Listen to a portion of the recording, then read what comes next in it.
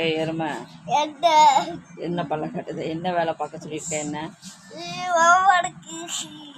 Homework நீ எழுதணுமா நான் எழுதணுமா?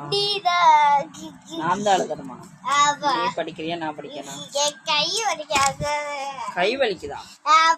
கை வலிச்சாலும் நீ தானே படிக்கிற, நீ தானே எழுதணும். கை வலிக்குதா? அப்பெல்லாம் சொல்லக்கூடாதுல்ல. ஃபர்ஸ்ட் ஸ்டாண்டர்ட் படிக்க நீ எழுதணுமா எழுதக்கூடாதா? அப்ப நீ என்ன பண்ணிட்டு இருப்ப? அப்ப நீயே எழுதி நானும் எழுதணுமா? என்னது எஸ்?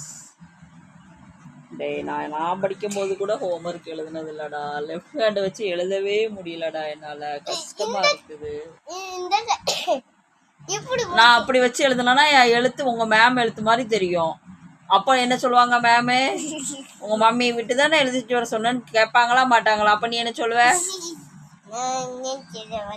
எஸ் மேம் சொல்லிட்டு அடி வாங்க போறேன். சொல்லு, எதுக்கு இவ்வளவு ஹோம்ஒர்க் சேர்த்து வச்சிருக்க? இந்த புக்குள்ளதெல்லாம் ஏன் எழுதாம எழுந்த எக்ஸசைஸ்லாம்? ஏன் போர் அடிக்குன்னு எழுதலையா? இப்ப மொத்தமா சேர்த்து வச்சு என்ன எழுத விட்டுருக்க நீ? ஆமாவா? வாங்கிருவேன். நீ ரசிக்கலுங்க பாரு, எனக்கு எழுதவே முடியலடா லெஃப்ட் ஹேண்ட் வச்சு.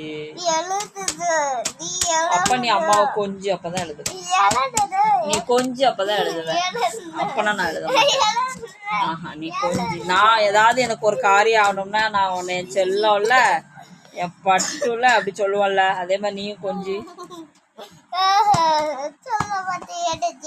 சரி அப்போ ஓகே, நீயே உன் ஹோம்ஒர்க்கை முடிச்சுட்டு படு. நைட்டு 11 மணி ஆனாலும் அவ்வளோதான். இந்தா என்னால் முடிஞ்சது ஒரே ஒரு பேஜ் மட்டும் எழுதி வச்சிருக்கேன் அந்த சைடில். இங்கே பார், இங்கே பார், இது மட்டும் நான் எழுதிட்டேன். மற்றது ஃபுல்லாக அந்த பேஜ் இந்த பேஜ்லாம் நீ தான் ஃபில்அப் பண்ணணும். அப்போ சாரி கேள மாட்டேன்.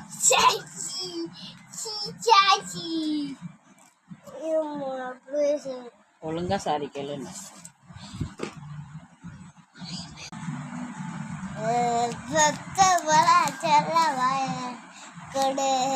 என்னது கொடு?